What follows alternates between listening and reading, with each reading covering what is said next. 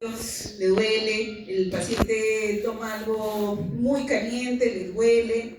El dolor de hipersensibilidad dentinaria generalmente es porque hay movimiento de fluidos en los túbulos dentinarios, que no es lo mismo que la sensibilidad por blanqueamiento dental. La sensibilidad por blanqueamiento dental se da porque los radicales libres del peróxido de hidrógeno tocan el nervio. Entonces toca el nervio y el paciente siente como punzadas en los dientes, es así, como que me duele, es como si le estuviesen dando estacadas al corazón, pero solamente en un diente específico, Entonces, ¿qué es lo que...? Entonces, ante esto, hace muchos años, había un patólogo, el doctor Carlos de Sousa, que decía, si es que al paciente le duele, es porque algo malo le estamos haciendo al diente. Entonces el blanqueamiento dental es malo, no deberían hacer blanqueamiento porque si al paciente le duele, porque algo le estamos haciendo a la pulpa. Entonces se hizo un estudio en donde el doctor lo que hizo fue conseguir pacientes que iban a recibir tratamiento de ortodoncia y que les iban a extraer los primeros premolares. Entonces, a esos primeros premolares que iban a ser extraídos, les hizo blanqueamiento dental con peróxido de hidrógeno al 38%, lo hizo en los premolares. Sacaron los premolares, hicieron los cortes histológicos para ver qué ocurría en la pulpa y lo que vio fue que no ocurría absolutamente nada. ¿Sí? No ocurría nada. Entonces, ahí dijo, pero es que algo está pasando, porque si al paciente le duele, algo debe de estar pasando en la pulpa. Pero cuando sacó los premolares no había encontrado nada. Si ustedes hacen blanqueamiento o si alguno de ustedes ha recibido blanqueamiento dental, se van a dar cuenta que generalmente los dientes que duelen por un blanqueamiento dental son o los incisivos inferiores o los caninos. Entonces este doctor lo que hizo fue también otro estudio y dijo, bueno, yo voy a ver este estudio otra vez, voy a probar el peróxido de hidrógeno pero en incisivos. Ahora, ¿cómo consiguió pacientes que les iban a extraer los incisivos? No lo sé, pero consiguió 6 pacientes, a estos 6 pacientes les hizo el blanqueamiento dental en sus incisivos, sacó un incisivo y ahí sí lo que él encontró en los cortes histológicos fue signos de necrosis pulpar. Pero como yo les digo, al día de hoy no hay ni un solo caso de necrosis pulpar por blanqueamiento dental. Entonces, igual el estudio fue criticado porque de dónde había sacado esos dientes que podía sacar, ¿no? Era porque tal vez ya tenían enfermedad periodontal, entonces tal vez podían haber tenido algún otro tema. Pero en esa época se decía que el blanqueamiento dental era malo. Igual al día de hoy, como les digo, no hay ni un solo caso de necrosis por blanqueamiento. Pero este estudio, lo que sí me da que pensar es por qué en el premolar no pasó nada y generalmente en los incisivos inferiores tenemos mayor sensibilidad. ¿Por qué creen? No. Es porque en los incisivos tenemos menor grosor de esmalte, menor grosor de dentina, entonces es mucho más fácil que el peróxido de hidrógeno penetre estos tejidos y el paciente tenga dolor. Ella es una amiga, ella es Alexandra, que también hizo un estudio para ver la permeabilidad de los radicales libres en los dientes, probó diferentes productos y productos que contenían calcio dentro de la composición del agente aclarador, se veía que había mayor cantidad de radicales libres, 1, acá hay 0, o sea, los que tienen calcio no generaban permeabilidad, es decir, como que el calcio generaba una barrera protectora para que no lleguen los radicales libres. Pero lo que quiero mostrarles con este estudio es de que sí llegan radicales libres del peróxido de hidrógeno a la pulpa cuando hacemos un blanqueamiento dental. Él es Eric y lo que hizo fue comparar formuló diferentes geles de blanqueamiento y lo que hizo fue modificar el pH. Generalmente los geles de blanqueamiento son ácidos o neutros. ¿sí? Entonces, lo que él hizo fue tratar de hacer es más, lo que está haciendo ahora en el doctorado es tratar de hacer un agente blanqueador con un pH alcalino, justamente para que no lleguen tantos radicales libres a la pulpa. Pero bueno, lo que él encontró fue que cuando comparaba, porque en un primer estudio que fue publicado, solo comparó pH ácido y pH neutro y vio que en pH neutro no había tanta permeabilidad de radicales libres. Entonces, en agentes blanqueadores vamos a preferir pHs neutros, ¿sí? Para que no haya tanta permeabilidad del agente blanqueador a la cámara pulpar. Ahora, si el paciente tiene sensibilidad, ¿qué le puede indicar? Lo que hemos estudiado bastante son los productos a base de nitrato de potasio en sus diferentes presentaciones y flúor, ¿sí? Entonces, existen ahora en el mercado diferentes productos como el de Sensibilis, KF de la FGM, el Ultra E de la Ultra D, que tienen dentro de su composición nitrato de potasio. ¿Y por qué yo recomiendo este producto? Estos productos tienen, además del nitrato de potasio, tienen flúor. El flúor ya se conoce que es un agente remineralizante, ¿sí? Entonces, lo que va a ayudar el flúor es a obliterar los túbulos dentinarios, remineralizar el esmalte, pero si ustedes trabajan en un paciente con sensibilidad por blanqueamiento dental solo con flúor, el flúor no le va a hacer nada, porque si los radicales libres ya están en la pulpa y ustedes le colocan flúor, el flúor solito no va a hacer nada y el paciente le va a seguir doliendo. Por eso esta sensibilidad no se puede tratar como una hipersensibilidad dentinaria. En cambio, el nitrato de potasio es una sal que puede penetrar a través del esmalte, a través de la dentina, llega a la pulpa y lo que hace es generar un efecto analgésico o anestésico, ¿sí? Entonces, lo que hace el nitrato de potasio es dormir la pulpa momentáneamente. Entonces, si el radical libre llega a la pulpa, el paciente no lo va a sentir porque prácticamente el diente está como si estuviese anestesiado. Entonces, para minimizar la sensibilidad por blanqueamiento dental, vamos a preferir estos agentes que tienen estos dos compuestos. El nitrato de potasio porque me va a bloquear las fibras nerviosas, y un agente remineralizante para devolver los minerales al esmalte y no generar tanta permeabilidad. El más usado es el flúor, pero actualmente estamos viendo que hay otros agentes remineralizantes que también se podrían utilizar. ¿Sí? Entonces, ¿cómo nosotros aplicamos estos agentes desensibilizantes? Generalmente, cuando el paciente tiene dolor, nosotros aplicamos estos geles, dejamos esperar 10 minutos, que es el tiempo que demora el nitrato de potasio en llegar a la cámara pulpar. Y nosotros hemos hecho un estudio también de ver si es que ya sabemos que el blanqueamiento dental puede generar sensibilidad, ¿qué pasa si nosotros mejor colocamos este agente desensibilizante antes del blanqueamiento para prevenir la sensibilidad? Entonces, hicimos un estudio clínico en donde comparamos dos grupos de pacientes. Un grupo de pacientes recibió un agente desensibilizante antes del blanqueamiento y a otro grupo le dimos un gel placebo. ¿Qué es un gel placebo? Es un gel que no tiene absolutamente nada. Entonces, a un grupo le pusimos el gel desensibilizante, al otro grupo un gel que no tenía nada, y a todos les hicimos blanqueamiento. ¿Y qué fue lo que encontramos? Que el grupo que recibió el agente desensibilizante, más de la mitad de los pacientes no tuvo ningún tipo de sensibilidad. Y del grupo que recibió el placebo, la mayoría de los pacientes tuvieron sensibilidad. Y esto fue porque en este estudio hicimos aplicaciones de peróxido de hidrógeno, que son agentes de altas concentraciones, pero hicimos 3 aplicaciones en una misma cita. Entonces, 3 aplicaciones en una misma cita siempre va a generar sensibilidad, que es lo que vemos en estos casos, ¿no? Entonces, al día de hoy, yo recomiendo máximo 2 aplicaciones en una misma cita.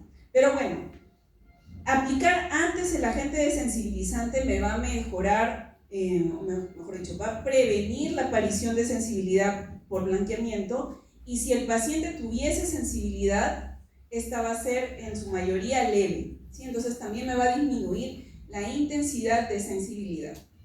Y también evaluamos si es que esto influye en el color, y colocar un agente desensibilizante previo al blanqueamiento no me va a influir el color. Miren, ella es una alumna que quería hacerse el blanqueamiento, y eso lo tomo como caso porque ella tenía sensibilidad también, ya se había hecho un blanqueamiento previamente y tenía historia de sensibilidad. Entonces, como ella tenía historia de sensibilidad y quería hacerse el blanqueamiento, ella quería hacerse el blanqueamiento más, no porque los incisivos los veía oscuros, sino porque veía más oscuros los caninos. Y cuando ustedes vean a sus pacientes y vayan a tomar el color inicial, ustedes cuando hagan blanqueamiento dental siempre tómenle color inicial a sus pacientes, porque el paciente se olvida de cuál fue su color inicial. Entonces le toman el color no solamente a los incisivos, sino también a los caninos, que generalmente tienen una tonalidad un poquito más oscura que los incisivos, ¿sí? En este caso, ella tenía los caninos mucho más saturados. Ahora, ¿por qué los caninos se ven generalmente más amarillos? Uno, por el momento en que se desarrolló el canino, otro porque tiene menor grosor de esmalte, tiene mayor grosor de dentina, eso hace que el canino generalmente se vea más oscuro. Entonces, cuando se hace un blanqueamiento, generalmente el canino también termina siendo un puntito más oscuro que los centrales. Entonces a ella, como ya tenía historia de sensibilidad, nosotros lo que le indicamos fue este Desensibiliz KF2%, que lo que tiene dentro de su composición es nitrato de potasio y flúor. Se lo aplicamos antes de la sesión de blanqueamiento, esperamos así, ¿no? En todas las caries vestibulares que iban a recibir el peróxido de hidrógeno. Nosotros en este caso utilizamos este Witness HP, que es peróxido de hidrógeno al 35%. Para hacer blanqueamiento dental en consultorio, ustedes deben de proteger todos los tejidos blandos, ¿sí? Porque el peróxido de hidrógeno en altas concentraciones puede generar quemaduras a los tejidos blandos, entonces tienen que tener cuidado. Para eso nosotros usamos retractores y utilizamos estas resinas protectoras para proteger los tejidos blandos. Entonces colocamos el peróxido de hidrógeno al 35% en todas las superficies vestibulares. Este producto específicamente, y es que todos los productos son diferentes, se puede dejar en boca 45 minutos porque tiene calcio dentro de su composición. Hay otro Witness HP que solamente se puede dejar sesiones de 15 minutos. Entonces cada producto tiene una indicación diferente, porque no todas las marcas comerciales solamente utilizan peróxido de hidrógeno. Tienen peróxido de hidrógeno con alguna otra base de gel, algunos le ponen desensibilizantes, algunos le ponen agentes remineralizantes, y esto hace que cada gel sea diferente. Entonces, después de las sesiones de blanqueamiento podemos ver que hubo cambio, y aquí más que el cambio, lo que se ve más es de que los caninos ya no se ven, ya no hay tanto contraste entre los incisivos y los caninos, ¿no? Que eso fue lo que generamos con el blanqueamiento. Para el blanqueamiento ambulatorio también se puede indicar este agente desensibilizante, ¿no? Si el paciente está recibiendo las cubetas, ustedes le dan al paciente su gel desensibilizante para que use el gel desensibilizante 10 minutos antes del peróxido de carbamida o el peróxido de hidrógeno, dependiendo de lo que vaya a utilizar, para prevenir la sensibilidad. Otra forma de manejar la sensibilidad, no utilizando tal vez estos agentes desensibilizantes, es manejar los tiempos de aplicación de los agentes. Como nosotros vemos, si tenemos concentraciones altas y le ponemos mucho tiempo, le damos más chance a los radicales libres de llegar a la pulpa. Entonces, si nosotros manejamos los tiempos de aplicación, podemos disminuir ese riesgo de que los radicales lleguen a la pulpa. Entonces, miren, este es otro estudio donde comparamos los tiempos de aplicación de un peróxido de hidrógeno al 35%, así, puro. Entonces, en un grupo hicimos 3 aplicaciones de 15 minutos y en otro grupo hicimos una aplicación de 45 minutos con el Whiteness HP Max. Y lo que encontramos fue que en resultados de color, hacer 3 aplicaciones de 15 minutos o una aplicación de 45 minutos, en color era exactamente igual. Los dos grupos de pacientes aclaraban.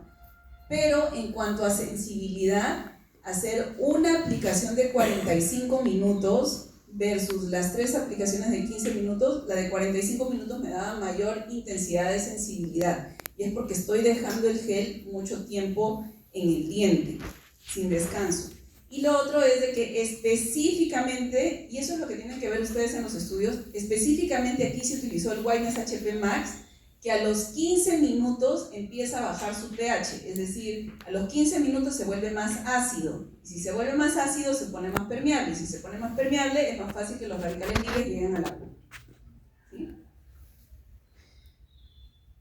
También hemos hecho otro estudio para comparar los tiempos de aplicación del peróxido de carbamida. ¿No? Yo les había mostrado en el cuadrito que el peróxido de carbamida más o menos tiene un tiempo de acción de 4 a 5 horas. ¿Sí? Entonces por eso lo puede indicar toda la noche el paciente. Pero ¿qué pasa si el paciente, después de que lo usó toda la noche, al día siguiente se saca la cubeta y dice, me duelen los dientes? Y le llaman, doctor, me está doliendo los dientes, doctora, me está doliendo los dientes, ¿qué hago? Entonces hicimos este estudio para comparar tiempos de aplicación del peróxido de carbamida al 10%. En un grupo hicimos solamente 1 hora diaria, en otro grupo 2 horas diarias, en otro grupo 3, en otro grupo 4, 6 y 8 horas diarias, durante 14 días para evaluar el color. Y vimos que cuando utilizábamos el peróxido de carbamida durante 8 horas diarias por 14 días, había esta variación de color de 15 puntos. ¿Sí? Con 6 horas, 15, con 4, 15, con 3, 14, con 2, 14, pero aquí no hay diferencias estadísticamente significativas. Ya saben mucho que hace investigación. Entonces, aplicar 8 horas el peróxido de carbamida en cuanto a color es igual que aplicarlo 2 horas diarias durante 14 días. Cuando hacemos aplicaciones de solamente 1 hora diaria, el cambio de color es significativamente diferente. Entonces, ¿de qué me sirve este estudio? Significa que si yo tengo un paciente que después del primer día o primera noche de uso, al día siguiente se despierta diciéndole, doctora, me está doliendo el diente, entonces lo que ustedes pueden hacer es, mira, vamos a bajarle el tiempo de uso. En vez de que lo uses 8 horas en la noche, lo vas a usar en el día, por lo menos 2 horas mientras ves una película o tu serie, y el color después de 2 semanas igual se va a generar. O sea, se va a generar los cambios de color y vamos a probablemente disminuir el riesgo de sensibilidad, ¿sí? Porque va a tener menor tiempo de exposición. Utilizar para la sensibilidad los antiinflamatorios, analgésicos, hasta el día de hoy no hay evidencia que me respalde que el uso de antiinflamatorios me va a controlar la sensibilidad por blanqueamiento dental. Entonces, si lo llama a su paciente y le dice, doctora, me duele, y ustedes le recetan un ibuprofeno, este ibuprofeno no le va a hacer nada, este telecoxib no le va a hacer nada, esta dexametasona no le va a hacer nada, porque el dolor es muy puntual. Entonces, para generar prevención de sensibilidad con medicamentos, con antiinflamatorios, deberían de ustedes indicarlo por lo menos unas 6 horas antes del blanqueamiento, pero igual dicen los estudios que tampoco es significativa la diferencia a que si usan o si no usan el antiinflamatorio. ¿Ya? Entonces, ¿qué otra forma, si es que no tienen los agentes desensibilizantes de uso profesional? Existen pastas dentales que tienen dentro de su composición nitrato de potasio, que es justamente este anestésico. Es más, casi todos los dentífricos de la Sensodyne tienen nitrato de potasio. Utilizan el nitrato de potasio como agente desensibilizante, en realidad como efecto calmante y, para que el paciente no sienta. Entonces, uno de los ejemplos es la línea Sensodyne, o esta vitis blanqueadora también tiene dentro de su composición, en realidad la vitis blanqueadora no tiene nada de blanqueadora, pero sí tiene nitrato de potasio, entonces puede generar desensibilización en los pacientes. ¿Y cómo es que yo lo indico? Yo indico estas pastas. Si ustedes saben que el paciente tiene riesgo de sensibilidad, yo lo puedo indicar 2 semanas antes, que el paciente use estas pastas 2 semanas antes, para que justamente se genere este efecto calmante, o también podrían indicarlo durante el blanqueamiento porque no me va a generar ninguna alteración en el color final, ¿sí? Entonces pueden indicarlo 2 semanas antes, que es lo que dicen los estudios del tratamiento, para prevenir la sensibilidad, y también pueden utilizarlo durante el blanqueamiento dental, que me va a ayudar a controlar la sensibilidad.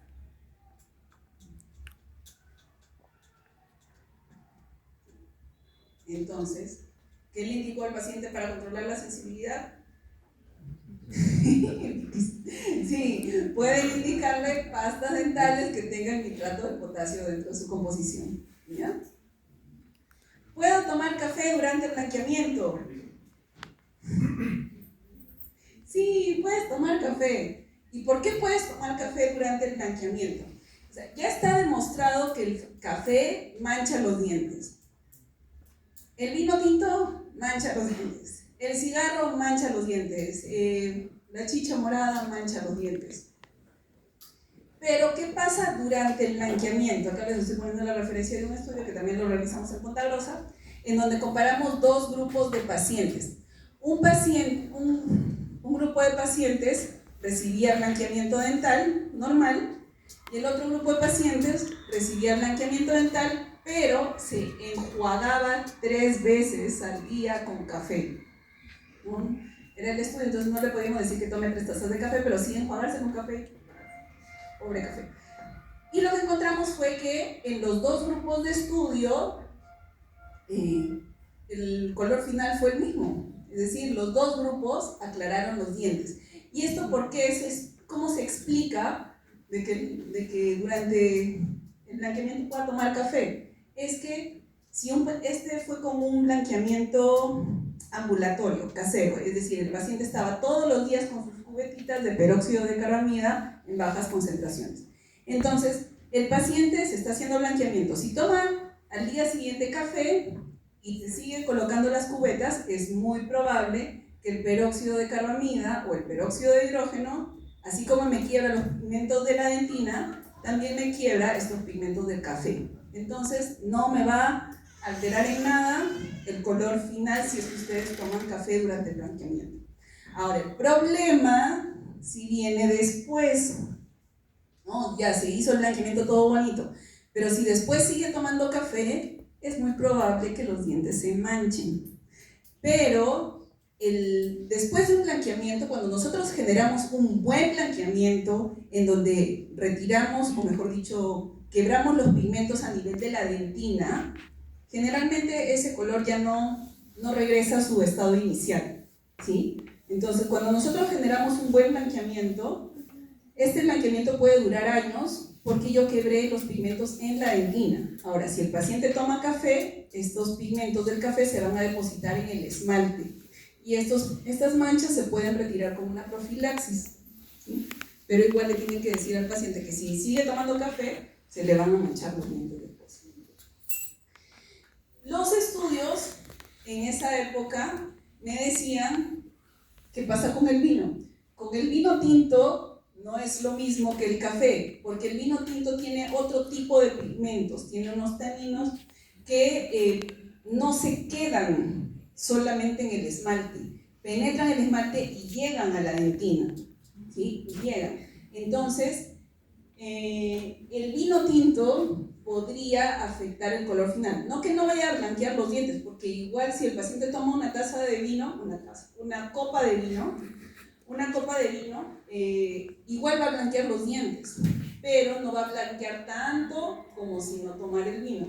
Ahora, estos estudios son como si fuese el café. Yo no sé si hay pacientes que toman todos los días una copa de vino. No sé, o sea, no creo. Entonces, a menos que el paciente tome todos los días vino, ahí deberíamos de restringirlo, ¿no?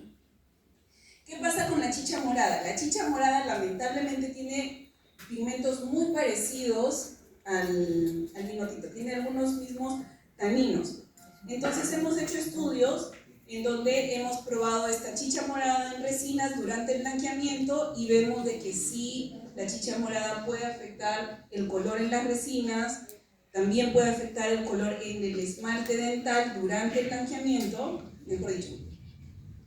No es que lo vaya a manchar, sino que el resultado final del blanqueamiento no es tan bueno como si no hubiese tomado chicha morada. Son los estudios que nosotros hemos hecho in vitro.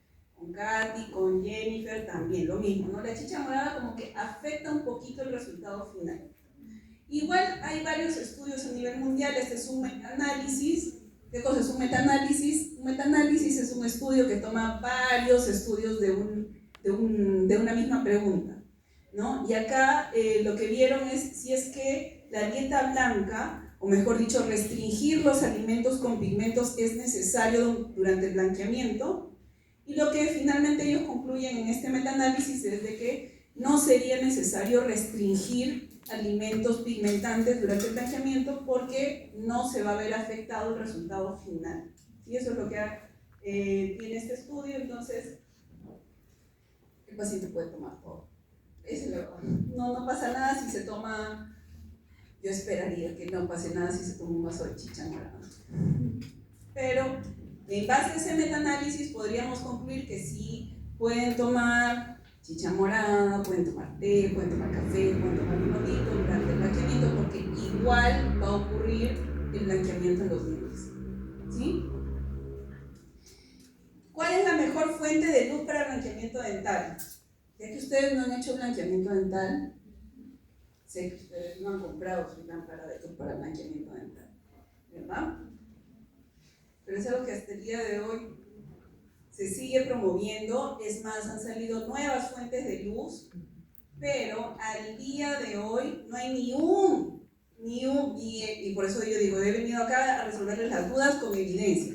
No hay ningún trabajo, no hay ninguna investigación que me demuestre que la luz me mejore los resultados por blanqueamiento dental. Es más, no hay ninguna fuente de luz, ni LED, ni láser, ni halógena, ninguna que me mejore los resultados finales del peróxido de hidrógeno. El que genera el blanqueamiento es el peróxido de hidrógeno.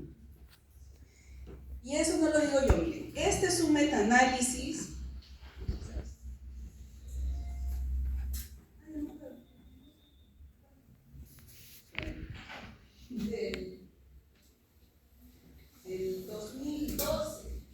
del 2012, o sea, hace más de un montón, que ya me decía en el 2012, esto es un metaanálisis que comparaba diferentes estudios en pacientes a los cuales a uno se les hacía blanqueamiento con luz, a otro grupo blanqueamiento sin luz, y lo que dice es de que la luz aumenta el riesgo de sensibilidad durante el blanqueamiento y no me va a mejorar los resultados finales del blanqueamiento. Eso mismo se dice en otro metaanálisis del 2018. Eso mismo en este otro metaanálisis, pero que termina diciendo que el uso de luz no hace nada, o sea, ni siquiera me genera más sensibilidad, no hace absolutamente nada. Entonces no sería necesario una fuente de luz. En Brasil sacaron este aparatito, que hasta ahora lo están promoviendo, que es una luz violeta, que dice que solamente la luz me genera blanqueamiento, o sea, sin nada, solamente la lamparita de luz, es más, y actualmente siguen saliendo las lámparas. Pero en este estudio ellos dicen de que sí hay cambios, pero así como yo lo veo, ¿no? Es más, he visto afuera estudios que me dicen que para que se vean visualmente los cambios de color, tiene que ser mayor a, en un estudio decía 3.7 y en otro decía 3.3, de los que me han expuesto. Y acá pueden ver, ellos demuestran que el uso de luz LED tiene cambios, variación de color acá de 2.4, 2.4, después de un día en segunda sesión, 2, 2, 2, 2. Esos son los cambios de color, solamente con la luz LED. Como es menos de 3, significa que el ojo humano no lo percibe, o sea, no se lo entiende. Y esta es la luz LED con peróxido de carbamida, que ya me genera cambios de 3.7, 3.9, 5, 5, 5, o sea, mayores cambios. Entonces, para mí, estos resultados significan que la luz LED no es que genere el cambio de color, es el peróxido de carbamida el que genera el cambio de color. ¿Ya? Y así les puedo seguir hablando de un montón de estudios porque se sigue estudiando, porque la gente sigue utilizando fuentes luminosas para blanquearse los dientes. Esto lo venden en Amazon o Temu, también en Temu lo venden. No sé si pega Tacna, yo no sé si pega Tacna, que me dicen que acá todo es frontera, ¿cómo me dijeron? Que acá todo es libre, también pueden llegar estos productos. Pero estos productos se venden, la gente los usa creyendo de que, porque se promueve así, que solo la lamparita te va a generar cambios de color. Miren, esta es otra revisión sistemática en donde me han comparado la fuente luminosa, estas lamparitas, y también dice que no funcionan. Y este es otro estudio que me gustó porque lo que hace es comparar, bueno, esas frutas no. Lo que compara es un Opalescence, que es un producto de uso profesional para blanqueamiento. Compara con esa lamparita de blanqueamiento, solo la lamparita, y un extracto de fresa, para ver quién genera mayor cambio de color. Y en orden, el que genera mayor cambio de color es primero el producto de uso profesional, el peróxido de carbamida, luego el extracto de fresa y luego la luz almacenada. Entonces, es más, hay estudios que con la cáscara de plátano también podría generar blanqueamiento. Pero entonces las fuentes luminosas realmente no me generan ningún cambio de color. Ahora, ¿por qué se siguen promoviendo? Porque teóricamente la luz LED o estas ondas de luz lo que sí hacen es excitar al peróxido de hidrógeno. O sea, ¿qué cosa han visto los físicos? Que la luz sí excita el peróxido de hidrógeno para la liberación de mayor cantidad de radicales libres. Eso es lo que sí hace así en el laboratorio. Pero cuando se van a la clínica, los pacientes, esta luz no hace nada, no genera muchos cambios. Entonces, no, ninguna función. ¿Cada cuánto tiempo me puedo hacer un blanqueamiento dental?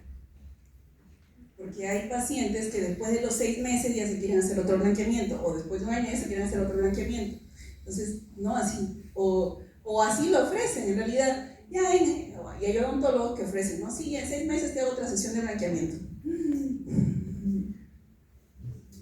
Este es un estudio donde comparamos las técnicas de blanqueamiento para ver en realidad cuál era mejor, una técnica casera, una técnica de consultorio, cuál será mejor. También lo que hicimos acá fue tomar 2 grupos de pacientes. A un grupo de pacientes le hicimos blanqueamiento de consultorio con peróxido de hidrógeno al 35% y a otro grupo blanqueamiento ambulatorio con peróxido de carbamida al 16%, y los controlamos después del blanqueamiento y los controlamos después de 2 años para ver si el color se mantenía.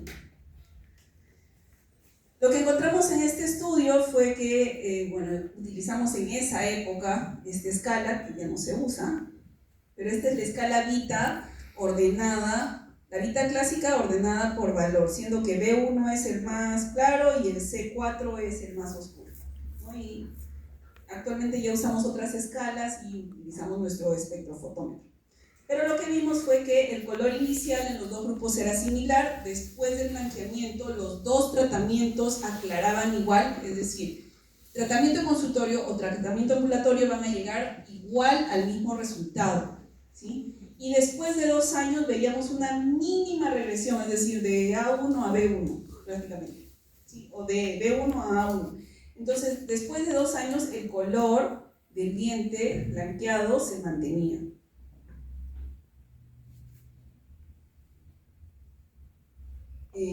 La diferencia que encontramos entre estos 2 tratamientos fue ni siquiera en la sensibilidad, porque en la sensibilidad en los 2 tratamientos había era igual, con los 2 puede ocurrir sensibilidad. La diferencia era en la intensidad. En la intensidad sí, con los blanqueamientos en consultorio había una mayor intensidad de sensibilidad que con blanqueamiento ambulatorio. Pero bueno, a lo que iba era, este estudio lo hicimos con una evaluación después de 2 años y a los 2 años no había cambios de color. ¿Y qué me dice esta revisión sistemática que ha visto diferentes estudios longitudinales de blanqueamiento dental? Es que más o menos si un paciente se quiere hacer otra sesión de blanqueamiento, lo que va a encontrar es de que, acá dice que el color esta revisión sistemática me dice que el color se mantiene estable más o menos 2.5 años después de hacerse el blanqueamiento. Entonces, ¿qué es lo que se hace? Generalmente después de 3 años yo podría hacer otro blanqueamiento dental. Pero yo tengo que saber, ustedes tienen que saber que el peróxido de hidrógeno tiene oxígeno y termina oxidando. Los radicales libres, si bien es cierto, van a eliminar pigmentos, la alta exposición a los radicales libres también me podría envejecer los tejidos. Entonces tampoco es bueno que estemos expuestos a tanto radical libre tan seguido, ¿no? Es como tomar sol. Es como tomar sol. Si yo me voy a la playa, ¿acá tienen playa? Sí, ¿no?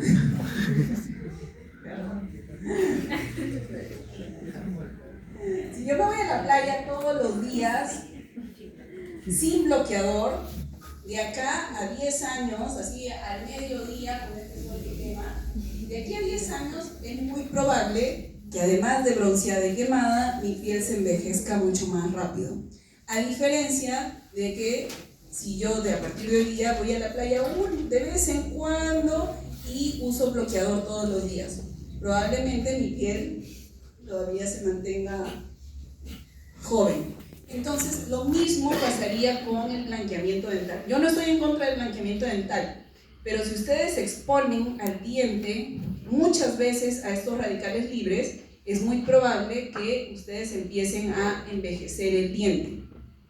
Y al envejecer el diente, este se va a volver a oscurecer, ¿no? Porque a mayor edad hay mayor concentración de pigmentos, las fibras colágenas empiezan a colapsar y el diente se ve más oscuro. Empieza a envejecer, se empieza a oscurecer, ¿no? Entonces, se pueden hacer blanqueamiento, pero hay que tratar de espaciar los tiempos, y si el paciente al año quiere hacerse otra vez blanqueamiento porque no sé, pues unas manchitas o porque se le oscureció un poquito, el tratamiento debería de ser con menor concentración o menor cantidad de aplicaciones, ¿sí? Funcionan las pastas blanqueadoras y actualmente es súper común tener pacientes que usan pastas blanqueadoras porque se están promoviendo cada vez más. Es más, tenemos muchas pastas blanqueadoras en el mercado. Hasta hace unos 4 o 3 años, Perú no permitía el ingreso o no se permitían los productos que tengan peróxido de hidrógeno dentro de la composición. Entonces, las pastas blanqueadoras antes de 3 años, ninguna tenía peróxido de hidrógeno. Recién hace 2 o 3 años, la primera que ha entrado es esta de Colgate Glow, la Luminous Glow, que tiene peróxido de hidrógeno, ¿no? Con esa se empezó, pero ya alrededor del mundo, en Estados Unidos, ya se vendían las pastas con peróxido de hidrógeno, pero aquí en Perú no, ¿sí? Hasta hace 3 años. Entonces, bueno, siempre me preguntan, ¿no? ¿Qué opinas de estos kits de blanqueamiento en casa? Y esta pregunta salió cuando empezaron a salir estos productos de carbón activado. Es más, hay pastas que tienen carbón activado. ¿Cuál es la idea del carbón activado? Es de que no es que me va a generar blanqueamiento, porque ustedes ya saben que el blanqueamiento se genera a nivel de la dentina. Lo que hace el carbón activado es que es un abrasivo suave, entre comillas.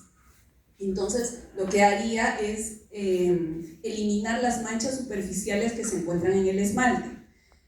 Pero en esa época yo dije, bueno, vamos a ver qué evidencia tenemos. Había este estudio en donde me comparaba estas pastas blanqueadoras, esta de Curaprox, que decía ser blanqueadora, que tiene carbón activo, esta Luminous White, que en la época, esta ya llegó aquí a Perú, pero antes no llegaba.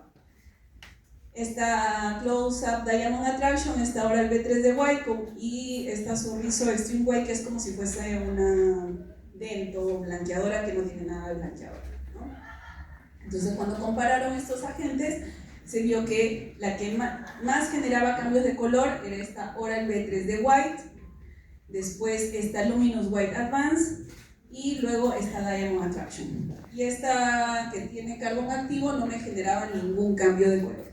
Ahora, ¿qué es lo que tiene esta Oral-B 3D White? Esta Oral-B 3D White tiene como unos cristales de sílica, ¿sí? Que lo que son unos cristales, básicamente unas perlitas que lo que hace es depositarse en el esmalte, ¿sí? Se deposita en el esmalte dental y genera un, entre comillas, brillo en el esmalte. No me genera cambio de color. Lo que hacen estas perlitas es depositarse en el esmalte y genera un efecto óptico de que el diente se vea más blanco, ¿sí? Esta Colgate Luminous White Advance tiene dentro de su composición peróxido de hidrógeno al 2%. Entonces sí tiene peróxido de hidrógeno y sí me generaría cambios de color después de 4 semanas de uso. Y esta Diamond Attraction lo que tiene es unas partículas de azul de cobarina, que también son perlitas, ¿no? Son como perlitas azules que también se depositan en el esmalte y que visualmente el naranja, el amarillo de la dentina con el azul del azul de cobarina generaría una visión de que el diente se ve más blanco. Entonces, estas son las que me generan cambios de color, esta de carbón activo no, y la otra que no tiene nada, pues nada. Y el tema de las que tienen las perlitas es que es muy probable que si yo dejo de usar esas pastas, esas perlitas también se van y volvemos al color natural del diente. Entonces, estas me generan un efecto momentáneo de cambios de color, la Oral-B y la Close-Up, y la Luminous White sí podría generar un cambio de color por blanqueamiento porque tiene peróxido de hidrógeno en su composición. Con ellas, antes de que llegaran los productos con peróxido de hidrógeno a Perú, por eso es del 2021, con ellas comparamos estos productos que dicen ser blanqueadores, pero que ninguno tiene peróxido de hidrógeno. Y lo que vimos fue con el espectrofotómetro fue que casi ninguna generaba cambios de color y la única que me generaba cambios que se veía más blanco era esta Colgate Luminous White. Entonces esta era la que me generaba cambios de color, pero cuando vi la composición de este Colgate Luminous White, que creo que ya no la venden, esta Colgate Luminous White tiene dentro de su composición ácido fosfórico. ¿Saben lo que es el ácido fosfórico? Es el ácido que utilizamos para desmineralizar el esmalte, para que pueda penetrar el adhesivo. Entonces, tiene ácido fosfórico que es justamente para generar un poquito de desmineralización y que el diente se vea un poco más blanco, ¿no? Entonces, a lo que voy es de que estas pastas blanqueadoras, las que no tienen peróxido de hidrógeno, generalmente lo que tienen son abrasivos para retirar las manchas superficiales del esmalte, ¿sí? Luego comparamos aquí con Alexandra, este es un trabajo que se llevó el año pasado a la IADR también, comparamos todas estas pastas de Colgate que tienen peróxido de hidrógeno. Esta tiene peróxido de hidrógeno al 2%, esta tiene peróxido de hidrógeno al 3%, esta Brilliant es la misma que les dije la vez pasada que no tiene nada, y lo comparamos con un peróxido de carbamida. En conclusión, en realidad, en cuanto a color, todas me generan cambios de color. Estas tres pastas, las tres me generaron cambios de color, es decir, sí generan un blanqueamiento dental, pero no me generan tanta variación de color como el peróxido de carbamida. Porque si ustedes, bueno, acá analizan el color,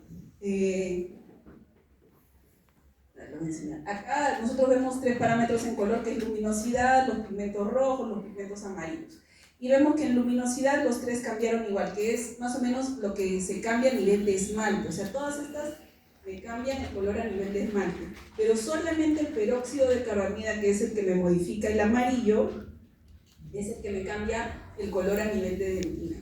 Entonces, si un paciente de ustedes les pregunta, doctor, ¿estas pastas blanqueadoras funcionan o no funcionan? En realidad sí generan cambios de color, pero no van a ser tan significativos como el uso de agentes profesionales, ¿sí? Igual también comparamos enjuagatorios que tienen peróxido de hidrógeno en su composición, que también están de venta en el mercado, Los comparamos con peróxido de calamida al 10% y encontramos que estos enjuagatorios sí generan cambios de color después de 4 semanas de uso, pero los cambios no son iguales cuando lo comparamos con el peróxido de calamida al 10 o el peróxido de hidrógeno al 10. ¿Alguna otra duda de blanqueamiento? Tratando de correr un poquito para que puedan almorzar tranquilos. ¿Alguno tiene alguna duda sobre el blanqueamiento dental? Cuénteme, doctor. Sí, doctora. Más bien, hay una edad recomendada, como digamos en un menor de edad, 12 años, 13 años. Yo quería saber sobre qué edad se le puede recomendar a un paciente de tratamiento. Sí, eso siempre también es otra cosa que me preguntan y no le he puesto acá. Sí. Nosotros como escuela, después de los estudios, no hay una edad específica, pero nosotros, según la evidencia, ¿ya? Pero nosotros como escuela hemos optado por esperar a que todos los ápices estén cerrados para poder hacer un blanqueamiento dental. ¿Qué significa esto? ¿En qué momento se cierran todos los ápices dentarios? El último en erupcionar es el canino, o el segundo molar que termina más o menos de erupcionar a los 13, 12, 13 o cerrar el ápice a los 13, 14 años. Entonces a partir de los 14 años podemos generar un blanqueamiento dental con seguridad, ¿sí? Pero esto les digo no con evidencia, sino según las conclusiones que hemos tomado nosotros como grupo. Porque hay estudios que me dicen que no habría problema si es que yo le hago blanqueamiento en dientes jóvenes. ¿Por qué? Porque los pacientes jóvenes tienen una mayor capacidad de comerse los radicales libres. O sea, llega el radical libre a la pulpa y como el paciente es joven, tiene la capacidad de eliminar con estos antioxidantes que nosotros tenemos en el cuerpo. Entonces, ¿que le puedes hacer daño? Hay una escuela que dice que si tú le generas mucho daño a la pulpa, puedes acelerar el proceso de cierre de los ápices. Por eso es que nosotros preferimos que se cierren primero los ápices, que es más o menos a los 13, 14 años, para generar una primera sesión de blanqueamiento, ¿no? Antes, en realidad no hay evidencia, pero podría ocurrir, entonces, pero no lo sé, la verdad no lo sé. Podríamos estudiarlo, alguien lo quiere estudiar, pero tendríamos que tener niños y a ver qué papá va a querer dejar a su hijo a ver si le pasa algo a su niño. No sé. Y eso es lo mismo que... pero bueno, en realidad, mientras más joven es el paciente, mejor respuesta vamos a tener en cuanto a cambios de color, ¿sí? Lo otro es, eso es otra cosa. En pacientes fumadores también es mucho más fácil aclarar los dientes, pero su blanqueamiento no dura tanto. Más o menos a los 6 meses esos dientes sí se oscurecen, pero no es porque el blanqueamiento no funcione, sino como el paciente se está fumando todos los días, está exponiendo sus dientes a más radicales libres y lo está envejeciendo. Entonces cuando uno fuma, en realidad expone sus dientes a envejecerse. Cuando el diente se envejece, se oscurece. Entonces, por eso el blanqueamiento no le dura tanto a los pacientes fumadores. Y, aprovechando la pregunta, este es mi plus. ¿Se puede hacer en gestantes? La misma respuesta, tampoco. Tampoco, pero no es porque hay evidencia de que ocurra algo con las pacientes gestantes. Es porque simplemente no hay estudios. Y por lo mismo que no hay estudios en niños, porque no hay papás que dejen a sus hijos a ver qué le pasa, tampoco ninguna gestante va a querer ver qué le pasa a su hijo después de hacerse un blanqueamiento. Teóricamente no pasaría nada, pero no hay evidencia. Entonces, como no hay evidencia, no se indica el blanqueamiento en pacientes gestantes ni lactantes, ¿sí? Porque igual estamos poniendo radicales libres. Entonces, ¿qué puede pasar? No lo sé. Igual ya tengo más o menos cómo podríamos hacer el estudio para ver qué pasa en embarazadas. Y si alguien lo quiere hacer y quiere trabajar en animales, podría trabajar conmigo en animales. Hacer un blanqueamiento en ratas. No, ya no puedo hacer eso porque ahora hay defensores de animales también. Bueno, perdónenme si he corrido, Bueno, gracias también igual a Marco y a Carlos por la invitación.